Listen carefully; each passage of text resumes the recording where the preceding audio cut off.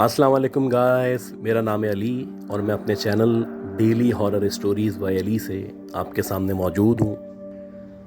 मैं उम्मीद करता हूँ आप लोग जहाँ पे भी मौजूद हैं खैरियत से हैं, खुश हैं और आपकी ज़िंदगी बहुत अच्छी गुजर रही है।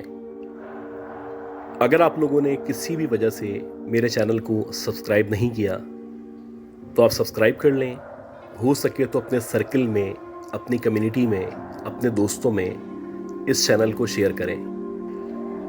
अगर आप अपनी स्टोरीज शेयर करना चाहते हैं, आप चाहें तो अपनी आवाज़ में रिकॉर्ड कर सकते हैं, लिख के भेज सकते हैं या व्हाट्सएप कर सकते हैं। अपनी आवाज़ में रिकॉर्ड करने के लिए बेहतर यह है कि जहाँ पे भी आप रिकॉर्ड करें वहाँ पे किसी भी किस्म का शोर या डिस्टॉर्शन मौजूद ना हो। आज की ये जो स्टोरी है ये हमारे एक बहुत अच्छे सब्सक्राइबर हैं आतिफ अजीज़ साहब। ये स्टोरी उन्होंने हमें इंडिया से शेयर की है। इससे पहले कि हम उनकी स्टोरी की तरफ बढ़ें, मैं आपसे रिक्वेस्ट करूंगा कि आप लाइक का बटन दबा दें, अदरवाइज आप इसको भूल जाएंगे। आतिफ भाई बताते हैं कि इनका ताल्लुक मुंबई इंडिया से है और ये काफ़ी अरसे से, काफ़ी सालों से वहीं पर रहा करते हैं। जिस तरह आपके मेरे सबके बहुत सारे दोस्त हुआ करते हैं और उन दोस्तों में आपका एक दोस्त ऐसा होता है जो बहुत ख़ास हुआ करता है।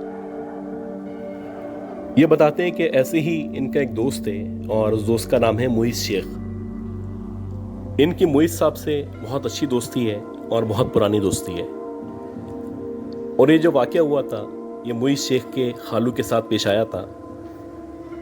ये 1998 का जिक्र है और उस दौर में इनके जो खालू थे वो मेथी भाजी का काम किया करते थे, यानी जो मेथी होती है उसको खेतों से लेके ये मंडी में पहुंचाया करते थे। इनकी रिहाइश भिवांडी में थी और भिवांडी से नासिक एक डिस्ट्रिक्ट है महाराष्ट्र का, वहाँ पे इनको रोज़ाना सामान लेके जाना होता था। ये जो डिस्टेंस है भिवांडी और नासिक के दरमियान ये तकरीबन 135-140 किलोमीटर का डिस्टेंस है।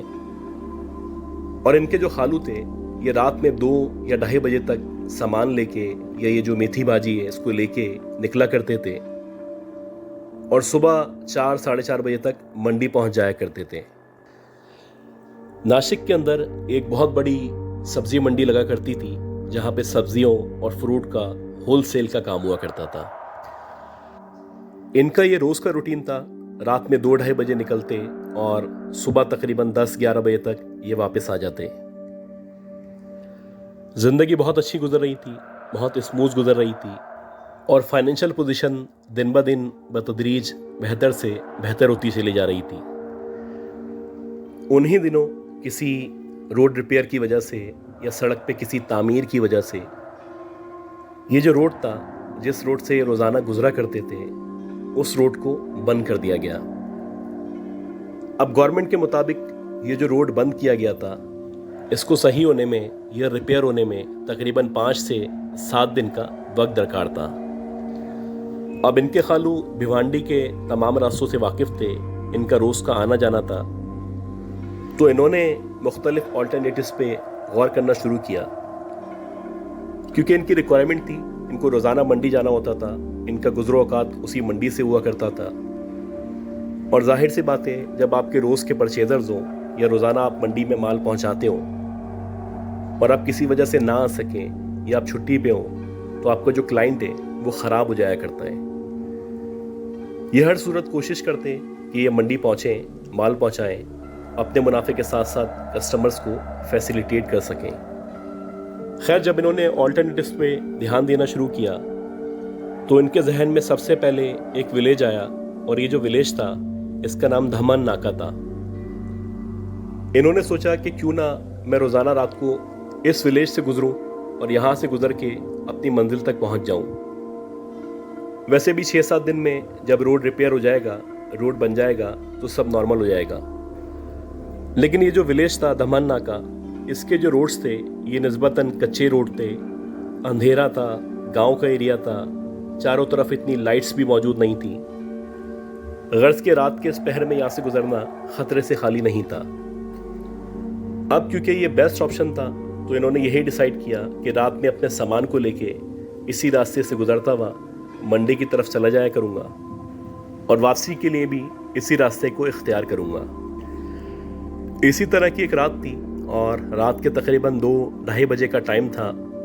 नवंबर चल रहा था, शदीद सर्दी हो रही थी और आम तौर पे जो गांव के लोग हैं वो उस टाइम में भी, यानी अब से तकरीबन 15-20 साल पहले भी 9-10 बजे तक सो जाया करते थे। खैर, ये अपना सामान लेके, अपना माल लेके मंडी की तरफ जा रहे थे और ये उसी कच्चे पक्के रास्ते से गुजर रहे थे, इसी गांव में मौजूद थे कि इनको ट्रक की रोशनी में एक वजूद नज़र आना शुरू हुआ। सबसे पहले जब इनकी नज़र उस वजूद पे पड़ी तो इनके जहन में यही आया कि हो सकता है कोई दरख्त हो या कोई खंबा हो। लेकिन जैसे जैसे ये उसके करीब बढ़ रहे थे वैसे वैसे इनको अंदाज़ा होना शुरू हुआ कि जो सामने ट्रक की लाइट्स में इनको ऑब्जेक्ट नज़र आ रहा है, ये कोई ना डंडा है, ना कोई बांस है और ना ही कोई खंबा है। ये एक बहुत ही पतला दुबला सा तकरीबन 8 या 9 फीट का आदमी है जो इनके ट्रक की लाइट्स में इनको नज़र आ रहा है। और जैसे जैसे ये उसके करीब बढ़ रहे हैं वैसे वैसे इनको अंदाज़ा हो रहा है कि इसका जो कलर है बहुत ज़्यादा ब्लैक है। इसके साथ साथ उसके जो बाल हैं वो कर्ली हेयर्स हैं। इनकी आमतौर पे कोशिश हुआ करती थी कि सर्दी के मौसम में ये जो ट्रक की खिड़कियां हैं इनको मैं बंद रखूं, क्योंकि अगर आप ट्रक की खिड़कियों को खोल के रखते हैं तो वहाँ से सर्दी मुसलसल ट्रक के अंदर दाखिल होती रहती है और सर्दी जैसे जैसे दाखिल होती है तो उससे आप बीमार भी हो सकते हैं और बीमार होने के साथ साथ आपके ऊपर सुस्ती भी तारी हो जाती है। खैर, खिड़कियाँ मुकम्मल तौर पे बंद थीं और जैसे जैसे उसके मज़ीद करीब बढ़ रहे थे ये हैरान हो रहे थे कि तकरीबन 8 या 9 फीट का आदमी भला कैसे हो सकता है। ये हालांकि ट्रक के ऊपर सीट पे बैठे हुए थे, उसके बावजूद भी इनका उससे आई टू आई कांटेक्ट हो रहा था, यानी कि जितनी हाइट पे इनकी आंखें मौजूद थीं उतनी ही हाइट पे उसकी आंखें मौजूद थीं। इनको ये देखने के बाद अंदाज़ा तो हो चुका था कि जो शख्स इनके सामने खड़ा हुआ है वो यकीनन कोई नॉर्मल आदमी नहीं है, यकीनन ये कोई प्रेत है या कोई जिन है। ये चाहते थे कि जितना जल्दी हो सकता है मैं ट्रक को भगाता हुआ इसके सामने से गुजर जाऊं और मुझे इसके सामने न ट्रक रुकना पड़े न इसको अपने साथ बिठाना पड़े। लेकिन कभी कभी कुछ ऐसा होता है जो आपने प्लान नहीं किया होता। इनका जो ट्रक था हालांकि वो नॉर्मल कंडीशन में था, उसकी जो बॉडी थी या उसका जो इंजन था वो मुकम्मल तौर पे फिट था। उसके बावजूद भी जैसे ही ये उस आदमी के सामने पहुंचे तो एकदम से इनका जो ट्रक था उसने झटके लेना शुरू किए और ना सिर्फ झटके लेना शुरू किए बल्कि देखते ही देखते कुछ सेकंड्स के अंदर उस आदमी के बिल्कुल सामने जाके बंद हो गया। अब जैसे ही उस आदमी के सामने ये ट्रक बंद हुआ तो उस आदमी ने इनको इशारे से कहना शुरू किया कि ट्रक की जो विंडोज़ हैं उसको नीचे करो, ये जो शीशा है उसको खोलो। ये बताते हैं कि करीब पहुंचने पे जब इन्होंने उसकी आंखों को देखा तो उसकी जो आंखें थीं वो मुकम्मल तौर पे लाल थीं और बज़ाहिर ऐसा लग रहा था कि उसकी आंखों से खून रस रहा है। जैसे ही ट्रक रुका इनके खालू ने मुसलसल आयतल कुर्सी पढ़ना शुरू की और जैसे जैसे ये आयतल कुर्सी पढ़ रहे थे वैसे वैसे वो जो जिन था उसके चेहरे को देखने के बाद ऐसा लग रहा था जैसे वो बहुत गुस्से में है और वो इनको देख के गुस्से का इजहार कर रहा है। ये शदीद खौफ के आलम में थे, काटो तो लहू नहीं वाली पोजीशन थी। खैर, ये कुछ देर तक मुसलसल आयतल कुर्सी पढ़ते रहे और जब कुछ देर तक आयतल कुर्सी पढ़ने के बाद इन्होंने दोबारा से ट्रक को स्टार्ट करने की कोशिश की तो ट्रक फौरन से स्टार्ट हो गया और इन्होंने उसके बाद ट्रक को बाकायदा भगाना शुरू कर दिया। ट्रक मुसलसल भाग रहा था और इनको महसूस हो रहा था कि इनके ट्रक के साथ साथ वो जो जिन है वो बाकायदा लेविटेट करता हुआ इनके साथ आ रहा है या इनको फॉलो कर रहा है। मुसलसल आयतल कुर्सी पढ़ के हिसार करने की वजह से कुछ देर बाद वो जो जिन था वो वहीं पर रुक गया और देखते ही देखते गायब हो गया। ये मुसलसल साइड मिरर से उसको देख रहे थे और जब वो गायब हो गया तो इन्होंने सुकून का सांस लिया। अब जैसे जैसे ये मंडी की तरफ बढ़ रहे थे वैसे वैसे इनको महसूस हो रहा था कि इनकी जो तबीयत है मुसलसल ख़राब से ख़राब होती चली जा रही है। और एक स्टेज पे इनको बाकायदा महसूस हो रहा था जैसे कि इनके ऊपर शदीद बुखार तारी हो चुका है और इनकी तबीयत बहुत ज़्यादा ख़राब हो चुकी है। खैर जैसे तैसे मंडी का काम निपटाया और मंडी का काम निपटाने के बाद जब अगले दिन ये भिवांडी दोबारा पहुँचे तो वहाँ पे इन्होंने मुख्तलिफ लोगों से कंसल्ट करना शुरू किया और लोगों से मशवरा करना शुरू किया। बिलाखिर इनको एक बाबा का पता चला और उन बाबा के बारे में कहा जाता था कि वो इस तरह की झाड़ फूक किया करते हैं। खैर उन्होंने उन बाबा को अप्रोच किया और उनसे मुलाकात की। मुलाकात करने के बाद जो भी रास्ते में वाक़या पेश आया था या जो भी मुश्किलात थी और जो भी जिन इनको नज़र आया था उसके बारे में सारी की सारी तफसीलात इन्होंने उन बाबा को दी। सारी की सारी तफसीलात सुनने के बाद वो जो बाबा थे उन्होंने कुछ वक्त का टाइम मांगा और उन्होंने अपना हिसाब लगाया। बाबा ने जब अपना हिसाब लगाया तो उनके हिसाब के मुताबिक उन्होंने बताया कि तुम्हें रास्ते में जो मखलूक नज़र आई थी वो बेसिकली एक प्रेत था और वो बहुत ताकतवर प्रेत था। अगर तुम कुछ देर और वहाँ पे रुक जाते या तुम्हारी गाड़ी स्टार्ट नहीं होती तो हो सकता है वो वहीं पे तुम्हारी जान ले लेता। उस प्रेत के बारे में बाबा जी ने मज़ीद बताया कि ये जो प्रेत है यहाँ पे सालों से बल्कि सदियों से रहा करता है और जब ये गांव भी आबाद नहीं हुआ था ये तब से वहाँ पे मौजूद है। इसके साथ साथ उन्होंने बताया कि ये जो प्रेत है ये लोगों को तंग नहीं करता। असल में जब इस गांव का रास्ता बनाया जा रहा था या यहाँ पे सड़क बनाई जा रही थी तो जहाँ पे ये रहा करता था उस जगह को डेमोलिश कर दिया गया था। उसको डेमोलिश करने की वजह से इसका जो घर था वो ख़राब हो गया था। उसके बाद से ये प्रेत मुख्तलिफ लोगों को नज़र आता है और बहुत सारे लोगों की ये जान भी ले चुका है। वो जो बाबा जी थे उन्होंने इनके खालू को कहा कि आप कोशिश करें जब तक आपका जो मेन रोड है वो रिपेयर नहीं हो जाता आप मंडी ना जाएं और इस रास्ते को अवॉइड करें। जबकि इनके खालू का इसरार था कि मेरे लिए किसी भी तरह मंडी पहुंचना बहुत इम्पॉर्टेंट है और अगर मैं वहाँ पे माल लेके नहीं जाऊँगा तो मेरे कस्टमर्स ख़राब होंगे और मेरे लिए मसले होंगे। आप मुझे कोई इस तरह के वज़ाइफ बता दें कि मैं खैरियत से वहाँ से गुज़रूँ और वो जो प्रेत है वो मुझे कोई नुकसान ना पहुँचाए। ये सुनने के बाद बाबा ने कहा कि बस तुम ध्यान रखना कि तुम पाक साफ रहो, नमाज की पाबंदी करो। इसके अलावा जब भी वहाँ से गुजरो तो इस बात की यकीन दहानी करो कि ये जो खिड़कियाँ हैं मुकम्मल तौर पे बंद हैं और तुमने अपना हिसार किया हुआ है।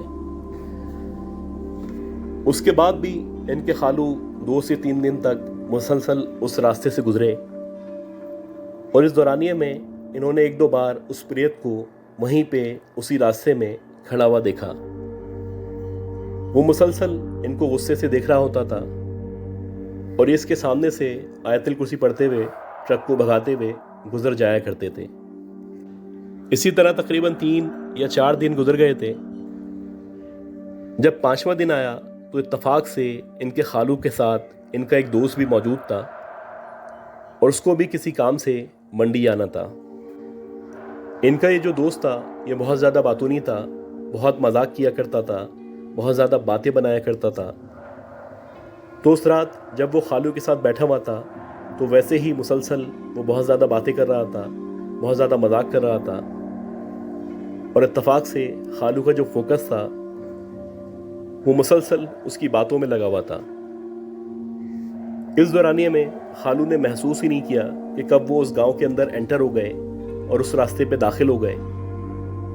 उसके साथ साथ इनका जो दोस्त था उसने अपनी जो पैसेंजर विंडो थी उसको ओपन किया हुआ था और खालू के इल्म में ये बात नहीं थी या इनका जो ध्यान था वो उस तरफ नहीं जा रहा था।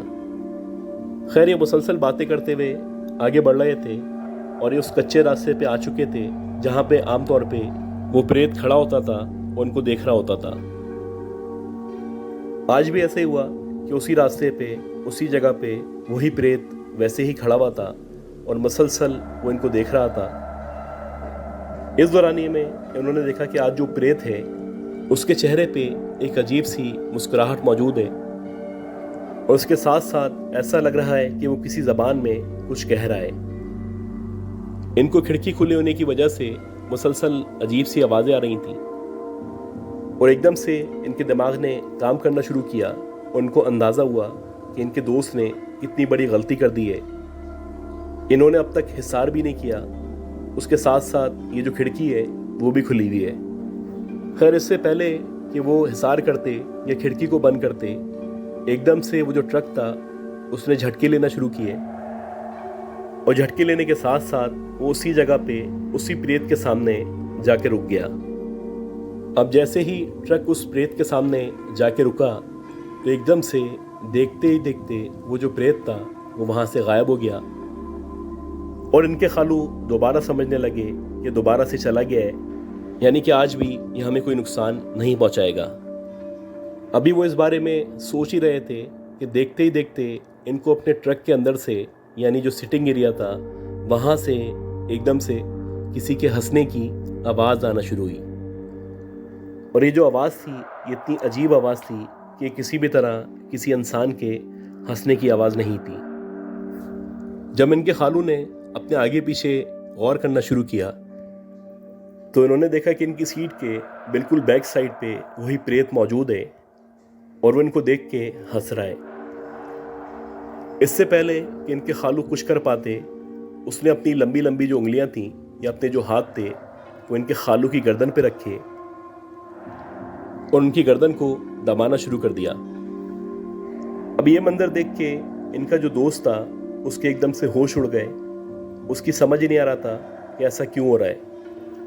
पहले तो इनका दोस्त समझा हो सकता है कि ये कोई इनका दुश्मन हो और ये दुश्मनी की वजह से इनका गला दबा रहा हो, लेकिन जब इनके दोस्त ने भी उसके हुलिये पे गौर किया, उसकी शक्ल को देखा, उसकी आंखों को देखा और जब उसकी नज़र उसकी लंबी लंबी पतली पतली उंगलियों पे पड़ी जिनकी मदद से वो इनके खालू का गला दबा रहा था, तो उसको यकीन हो चला यकीनन ये कोई दूसरी मखलूक है जो इनके दोस्त का या इनके खालू का गला दबा रही है। ये देखने के बाद इनका जो दोस्त था वो बेहोश हो गया और जब उसकी आंख खुली तो उसने देखा कि इस दौरानिए में इनके जो खालू थे उनकी डेथ हो चुकी थी। दिन निकल चुका था और ये उसी जगह पे, उसी गांव में, उसी कच्चे रास्ते पे मौजूद थे। ये बताते हैं कि इसके बाद पुलिस इन्वॉल्व हुई।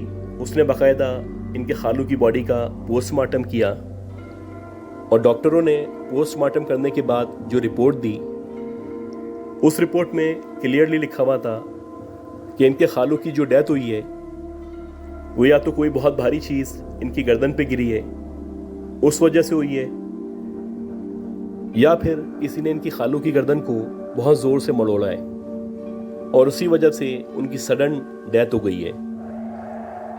ये जो वाक़या पेश आया था ये पूरा का पूरा वाक़या भिवांडी में, नासिक में और ख़ास तौर पे वो जो धमननाकी गांव था जहाँ पे ये वाक़या पेश आया था वहाँ बहुत मशहूर है और सारे के सारे गांव वालों को पता है कि एक दफ़ा एक प्रेत ने एक आदमी की यहाँ पे जान ली है।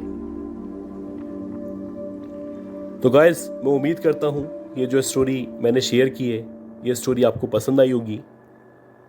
अगर आपको ये स्टोरी पसंद आई है तो प्लीज़ इसको शेयर करें और अगर आपने अब तक इसको लाइक नहीं किया तो लाइक करें। आपके पास भी अगर कोई स्टोरीज मौजूद हैं, मैं मुंतज़िर हूँ कि आप अपनी स्टोरीज़ को मुझसे शेयर करें। दुआ करें कि अल्लाह ताला मुझे, मेरी फैमिली को, हम सबको सेहत दे, ज़िंदगी दे, सलामती दे और हम सब के लिए आसानियाँ पैदा फरमाए।